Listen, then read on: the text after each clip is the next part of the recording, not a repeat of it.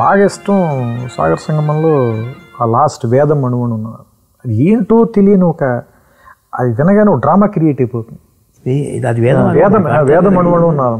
వేదం అణువణుననాదం నా పంచ ప్రాణాల నాట్య వినోదం నాలో రేగే నిన్నో హంసానందీ రాగాలై వేదం వేదం అణువణుననాదం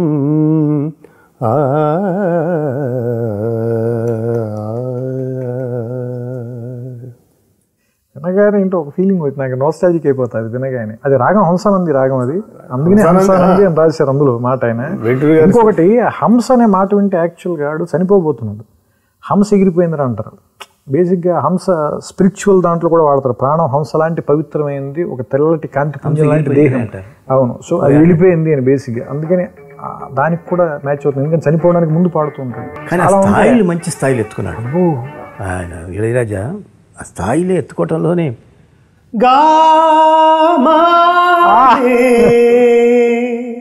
గమగస మగస గస నీసా నిదమగ నిదమగ దమగ మగ మగ సరే సాని గమగని గమగ మద మదని దని సాని రే. అది ఎట్లా వచ్చేస్తుందంటే ఆ పాట అది ఎవరో కంపోజ్ చేశారు, మన ఇట పాడాలి ఇదంతా ఉందన్నట్టుగా ఉండదు. అది ఒకడెవడో వాళ్ళు ఒక ఇన్నర్ సెర్చ్ చేశారు. అది ఇన్నర్ శక్తి, అది ఇన్నర్ శక్తి అంటామే. వాడు వెతుక్కున్నాడు ఏదో అన్నట్టు, వెతుక్కుంటే ఉంటుంది. Probing your way in the dark. Perfect అట్లా ఉండాలని అనుకున్నప్పుడు మనం అలా చెప్పినప్పుడు మహానుభావులు అందుకనే వాళ్ళకి దండం పెట్టాలి ముందర మనం. ఎందుకంటే మనకు ఐడియా రావటం ఒక ఎత్తే, దాన్ని వాళ్ళు అర్థం చేసుకొని దానికి తగ్గ రెండో ఎత్తు, మూడో ఎత్తు ఆ ఇళయరాజా, అంతకంటే పై ఎత్తు బాలసుబ్రహ్మణ్యం. వీటన్నిటినీ క్రోడీకరించి నాకు ఇవ్వటానికి ఇంతమంది చేయాలి. ప్రేరేపణ నాది కావచ్చు, ఇగ్నిషన్ స్విచ్ నాదే కావచ్చు. ఫస్ట్ గేర్ ఒకళ్ళు, సెకండ్ గేర్ ఒకళ్ళు, థర్డ్ గేర్. ఒక మాట అనిపిస్తుంది ఇప్పుడు మీరు చెప్తుంటే, యాక్చువల్గా ఈ పాట వింటుంటే ఏం చెబితే అది చెయ్యాలి అని ఒక సంగీత దర్శకుడు అనిపిస్తుందండి. నాకైతే కూడా అందట్లేదు. అది చెప్పాడు కాబట్టి ఆయన విశ్వనాథన్. అది కరెక్టే లేదు. ఏమి చెప్తే అసలు అలాంటిది ఒకటి చెయ్యాలి అంటే, ఏమి కదిపితే, ఏ కార్డు కరెక్ట్గా మనం ముట్టుకుంటే ఆ పాట చేయాలని అనిపిస్తుంది, అది చెప్పటం సామాన్య విషయం కాదు. ఒక ఇన్స్పైర్ చేయటం అనేది ఇప్పుడు ఫస్ట్ అప్పటికప్పుడు వాళ్ళు వచ్చి కూర్చుంటారు. నువ్వు ఎప్పుడు వస్తున్నావు, నాకు అదంతా ఆలోచించి నేనంతా అయిపోయి రెడీగా ఉన్న పాట కావాలన్నప్పుడు వచ్చి కూర్చుంటున్నావు. నువ్వు పాట డిస్కషన్లో త్రూఅవుట్ కనుక ఉంటే, నా స్టోరీ డిస్కషన్లో నువ్వు ఇంబైబ్ అయి ఉంటావు. నీకు కూడా లోపల నరాల్లో నా కథ నీకు జీర్ణించుకుంటావు. ఇప్పుడు వచ్చావు ఫ్రెష్గా. నువ్వు ఓ రైటర్ అప్పుడే వచ్చాడు, లిరిక్ రైటర్ అప్పుడే వచ్చాడు, మ్యూజిక్ డైరెక్టర్ అప్పుడే వచ్చాడు. నువ్వు అంది కరెక్టే చాలా. ఎందుకంటే మనం ఇంత చెప్తే రాసేవాడికి ఆయన మహాదేవన్ గారు ఎప్పుడు ముందర రాయించుకుంటాడు, ఆయన పాట ట్యూన్ ఇవ్వడు. అప్పుడు వాళ్ళకి బాగా లోపలికి ఎక్కేదాకా నరాల్లోకి ఇంట్రావీనస్ ఇంజక్షన్లు 4-5 ఇచ్చేసిన తర్వాత, అంటే చెప్పడం గొప్పతనం ఉంది కాదు, చెప్పడం నా బాధ్యత. శంకరానాథ శరీర పాడాలి అని ఉన్నప్పుడు అందరూ వచ్చారు. త్యాగరాజ ఉత్సవాలు జరుగుతున్నప్పుడు మిగతా బ్రాహ్మణులు వాళ్ళు వీళ్ళు అందరూ వచ్చి కూర్చున్నారు. ఒక్కసారి మంజు భార్గవి ఒక పచ్చత కాబట్టి అక్కడ కూర్చోగానే అందరూ లేచి వెళ్ళిపోయారు. అందరూ లేచి వెళ్ళిపోతే ఒక్క ఈయనను మంజు భార్గవి కూడా వెళ్ళిపోయింది. ఈయన శంకరుడు మిగిలితే నువ్వు ఉన్నావు కదా నాకు చాలు అన్నట్టుగా పాట రావాలండి అని చెప్పకపోతే ఇంకా ఎక్కువ మాటలు చెప్పుంటాం. లేదు సార్, అంటే నేను అనేది ఏంటంటే సార్, మీరు చెప్పే దాంతోపాటు చెప్పంది కూడా ఏదో ఉంటుంది సార్. అది అంటే ఇది చెప్పడం మూలంగానే ఈ చెప్పంది లోపలికి వెళ్తుంది సార్, అది సంగీతంగా బయటకు వస్తుంది. అంటే మీకు ఒక ఎగ్జాంపుల్గా చెప్పాలి అంటే, ఇప్పుడు అదే శంకర శాస్త్రి గారు నన్ను, అంటే నేను ఎవరినో బాధ పెట్టాలని ఏదో మాట్లాడట్లేదు, అదే మంజు భార్గవి గారు, తర్వాత కమల్ హాసన్ గారు తెలుగులో చేసిన గుర్తుపెట్టుకునే సినిమాలన్నీ ఏం చేసినవి. సో అంటే ఇప్పుడు వాళ్ళల్లో విద్వత్తు లేదనా, లేదంటే వాళ్ళ విద్వత్తుకి సరిపోయే పాత్రలు రాలేదనా, లేదంటే వాళ్ళ విద్వత్తుని వాడుకునేలా దర్శకులు పని చేయించుకోలేదనా, మీరు ఏది దేనికి టిక్కి పెట్టాలన్నా ఫైనల్గా వచ్చి ఇక్కడే వచ్చేయండి.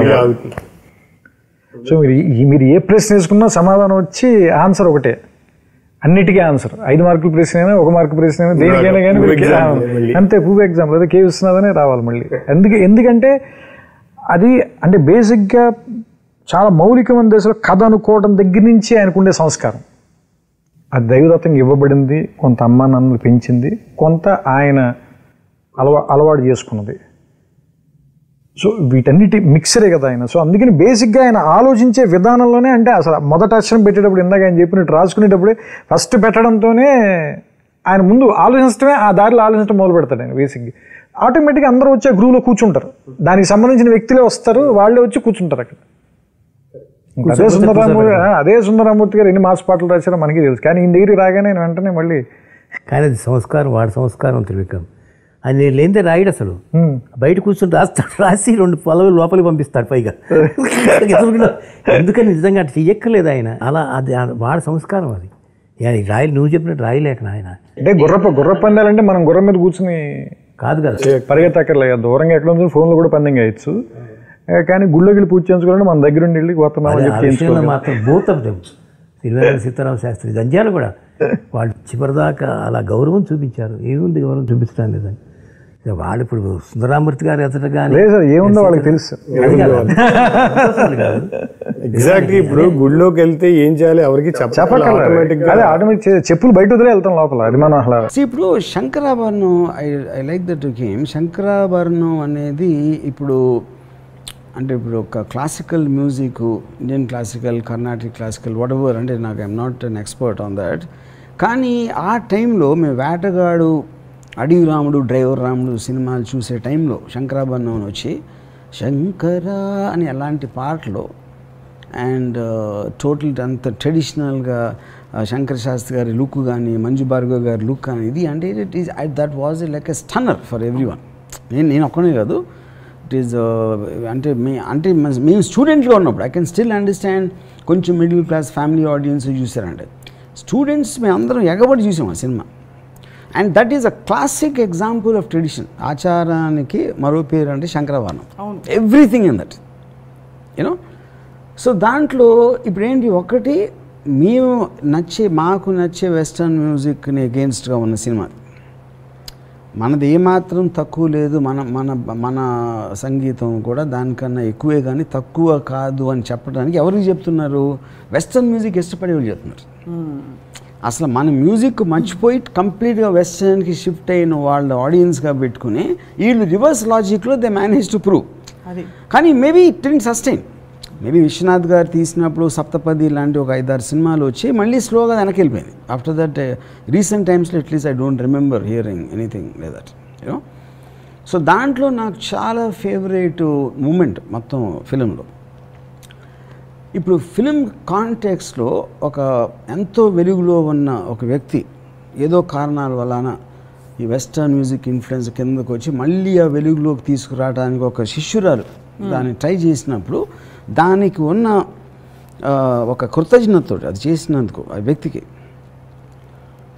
అది నాకు ఎంత నచ్చిందంటే, పాశ్చాత్య సంగీతపు పెను తుఫానుకు రెపరెపలాడుతున్న సాంప్రదాయ భారతీయ సంగీత జ్యోతిని ఒక కాపు కాయటానికి తన చేతులు అడ్డుపెట్టిన మహామనిషికి శిరస్సు వంచి పాదాభివందనం చేస్తున్నాను. మనిషి నిలువెత్తున ధనం సంపాదించినప్పటికీ దొరకునా ఇటువంటి సేవ, అది that for me is brilliance. నాకు ఇంకోటి ఫైనల్గా శంకర్ శాస్త్రి గారికి తెలుస్తుంది మంజు భార్గవ్ గారు చేశారు ఇదంతా, ఎవరు చేశారని తెలిసినప్పుడు జస్ట్ ఒక ఎక్నాలెడ్జ్మెంట్, అంటే అంతగానో సటిల్ రియాక్షన్ ఇవ్వలేదు. I think that is the Viswanath garu ఎన్నో సినిమాలు తీశారు, but that is thing is one of the greatest influencers of my career as a filmmaker. అప్పుడేంటి, ట్రెడిషన్ నుంచి కూడా నేర్చుకున్నట్టే కదా. నేను ఆచారాలు నమ్ముతానా పాటిస్తానా పక్కన పెట్టి అంత ఖచ్చితంగా పాటించిన విశ్వనాథ్ గారి శంకరాభరణం నుంచి కూడా నేను చాలా నేర్చుకున్నాను. కానీ ఇట్స్ అంటే ఒక విజువల్ వస్తే మీరు విచారాలు, ఆయన ఆచారాలు, మీరు ఆలోచనలు, ఆయన ఆచారాలు, మీ ఇద్దరు కలిస్తే ఏం మాట్లాడుకుంటారా అని అనిపిస్తుంటుంది. అంటే కానీ ఇంకోటి ఏంటంటే ఆలోచన కూడా ఆచారాల నుంచే కమ్యూనికేట్ అవుతుంది. క్యారీయింగ్ ఫార్వర్డ్ ఒక జనరేషన్ ఆలోచించిన ఆలోచనలు ఆచారాలుగా మారి నెక్స్ట్ జనరేషన్ వచ్చేప్పటికి డైరెక్ట్గా మీకు కాన్షియస్ కాకపోయినా కూడా ఎంతో కొంత కమ్యూనికేట్ చేస్తుంది అర్లీ జనరేషన్స్ థింకింగ్. సో విజువల్గా ఏదో ఒక ఎంటర్టైన్మెంట్ అయితే ఉంది, ఒక పద్ధతి, ఒక తీరు, ఒక యూటిలిటీ అన్నీ ఉన్నాయి ఆచారాలు. ఇంట్లో నందులన్నీ ఫైట్ చేసుకుంటూ ఉంటాయి గురుగారి ఇంట్లో. మీకు కూడా బెస్ట్ జ్యూరీ అవార్డ్ ఈ సినిమాకి వచ్చింది, and I think Filmfare award కూడా వచ్చింది ఈ సినిమాకి. అంతకుముందు మీకు నంది అవార్డ్ వచ్చిందా? Was it the first experience for you? No, and when you get for an award for a film, you really enjoyed working. People have really appreciated, and you see a new side in the actor. People have loved that kind of acting.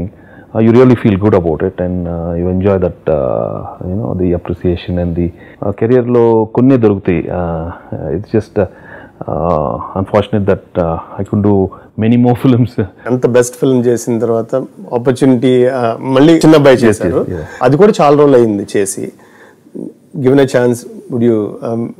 Yeah, we'll all, that's why in fact I felt like I was again, even though it was not his film, when I worked that in Kalsunavara, it was like I never felt so happy in my life. I mean, it was like when he came back and we worked so well, and it was so enjoyable, and I was so happy that he came and worked in my film, in Nangar's film.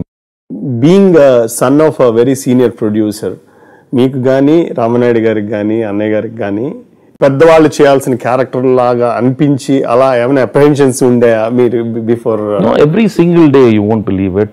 After I got into film career, my brother and my father, no matter what films I did earlier, they kept on saying that you have to work with that Vishwanath garu. There's no other thing. ఎప్పటికైనా first ఒక cinema ఆయనతో నేర్చుకుంటేనే you learn real acting అనేది. మన విశ్వనాథ్ గారి మనస్తత్వం గురించి విశ్లేషించుకుంటే చాలు, వారి సినిమాల గురించి మనం విశ్లేషించుకున్నట్లు. అంటే ప్రతిదీ వారి మనసులో నుంచి ఉద్భవించినటువంటి సినిమాలే అన్నీ కూడా. అంటే వారికి సమాజం పట్ల ఎంత కన్సర్న్ ఉంది, సమాజం పట్ల ఎంత నిబద్ధత ఉంది, కళల పట్ల ఎంత మక్కువ ఉంది, వాటి పట్ల ఎంత ఆరాధన ఉంది, అలాగే మన సంప్రదాయాలు సత్సంప్రదాయాలు వీటి పట్ల వారికి ఉన్నటువంటి అభిమానం ఎంత ఉంది, వాటిని కాపాడుకోవాలని తపన ఎంత ఉంది, ఇవన్నీ వారి మానసిక పరిస్థితుల్లో నుంచి మనస్తత్వంలో ఉన్నటువంటివి ఆయన సినిమాల్లో రిఫ్లెక్ట్ అవుతుంటాయి.